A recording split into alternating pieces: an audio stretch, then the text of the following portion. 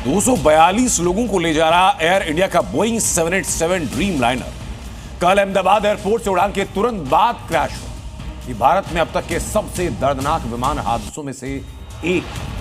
अब सबकी जुबान पर सवाल सिर्फ एक कि हादसा कैसे हुआ, कि विमान के दोनों इंजन में एक साथ खराबी आ गई।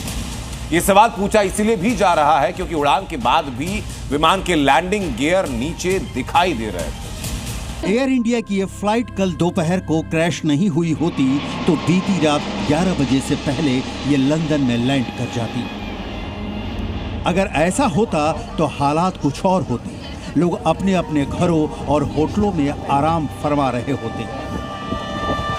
कोई अपनों से मिलता तो कोई लंदन ब्रिज पर टहलते हुए सेल्फी ले रहा होता। दिमाग और दिल को झकझोर कर रख देने वाला हादसा नहीं होता तो आज प्लेन क्रैश में मारे गए लोगों की दुनिया कुछ और ही होती। लेकिन वक्त के सामने किसी की नहीं चलती। होनी को कौन टाल सकता है। अहमदाबाद में एयर इंडिया के विमान क्रैश को लेकर कई सवाल सीना ताने खड़े हैं। एयर इंडिया का Boeing Dreamliner plane take off के तुरंत बाद क्रैश क्यों हुआ? विमान ने सही सलामत टेक ऑफ किया, उड़ा और करीब 12 सेकंड में ही नीचे गिर गया। क्या दोनों इंजन एक साथ बंद हो गए? प्लेन में 2 शक्तिशाली इंजन थे। अगर किसी एक इंजन में टेक्निकल खराबी भी थी तो दूसरे इंजन ने जरूर अपना काम किया होगा। पायलट 8000 घंटे से ज्यादा एक्सपीरियंस वाले थे। प्लेन के ईंधन टैंक भी भरे हुए थे, मतलब ईंधन की कोई कमी नहीं थी।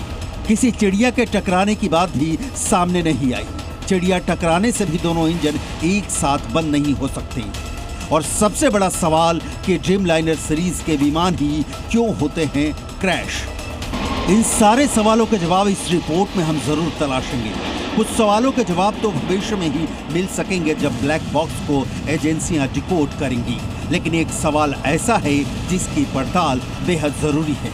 एविएशन एक्सपर्ट की माने तो वो फ्यूल टैंक के मेन स्विच से इंजन तक के सप्लाई पाइप में जितना ईंधन समा सकता है वो सिर्फ 30 से 40 सेकंड तक ही इंजन को चालू रख सकता है। इतने समय में किसी विमान के लिए 500 से 600 फीट की उड़ान संभव है। इसका मतलब हुआ कि हो सकता है कि लंबी उड़ान पर रवाना होने से पहले 1,27,000 लीटर ईंधन भरकर टैंक का मेन स्विच बंद कर दिया गया हो। लेकिन भूलने की जरूरत नहीं है कि उड़ान से पहले हर एक टैंक के दोनों एसी पंप्स और मेन स्विच की भी जांच की जाती है और क्लियरेंस मिलने पर ही विमान को टेक ऑफ होने के लिए ग्रीन सिग्नल दिया जाता है। ऐसा भी नहीं लगता कि एक इंजन फेल होने का मामला है, क्योंकि ऐसी हालत अगर होती तो विमान हवा में झूल रहा होता, जबकि वीडियो फुटेज में साफ दिखाई दे रहा है कि विमान बिल्कुल स्थिर था।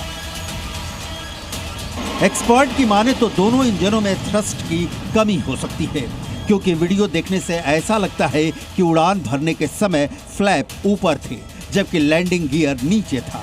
ऐसा तभी होता है जब विमान के दोनों इंजनों की ताकत कम हो गई हो और उड़ान भरने के बाद लैंडिंग गियर को वापस खींचने की पर्याप्त शक्ति इंजन में नहीं बची हो। हाई बर्ड एक्टिविटी वाला एयरपोर्ट है, उसमें अहमदाबाद एक है, लेकिन ये चांस है लेकिन कम है क्योंकि दोनों engine simultaneously hit by bird and engine cease कर जाना, ये चांस कम होता है लेकिन हो सकता है। आगे बढ़ने से पहले विमान के क्रू मेंबर की बात कर लेते हैं। एयर इंडिया की इस फ्लाइट के कैप्टन सुमित सभरवाल के पास 8,200 घंटे की उड़ान का तजुर्बा था। वो विमान के सभी क्रू मेंबर्स में सबसे ज्यादा सीनियर थे। कैप्टन सभरवाल 60 साल के थे और रिटायरमेंट से बस कुछ ही महीने दूर थे। लेकिन सबसे ज्यादा चिंता की बात यह है कि हादसे का शिकार हुआ विमान सबसे मॉडर्न बोइंग का ड्रीम लाइनर सीरीज का प्लेन था। कुछ साल पहले ही बोइंग के इस मॉडल के विमान के पुर्जों में क्वालिटी कंट्रोल की कमी देखी गई थी।